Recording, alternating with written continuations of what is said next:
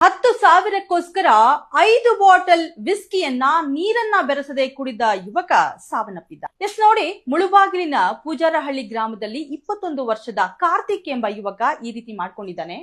ಅದೇ ಗ್ರಾಮದಲ್ಲಿ ತನ್ನ ಫ್ರೆಂಡ್ಸ್ ಜೊತೆ ಬೆಟ್ಟಿಂಗ್ ಅನ್ನ ಕಟ್ತಾನೆ. ಏನಂದ್ರೆ 5 ವಿಸ್ಕಿ ಬಾಟಲ್ಗಳನ್ನ ನೀರನ್ನ ಬೆರೆಸದೆ ಕುಡಿದ್ರೆ 10,000 ರೂಪಾಯಿ ಕೊಡೋದಾಗಿ ಹೇಳ್ತಾರೆ. ಅದರಿಂದ ಅದು ಒರಿಜಿನಲ್ ಚಾಯ್ಸ್ ವಿಸ್ಕಿ. ಇದನ್ನ ನೀರನ್ನ ಬೆರೆಸದೆ ರಾ ಕುಡಿದಿದ್ದಾನೆ.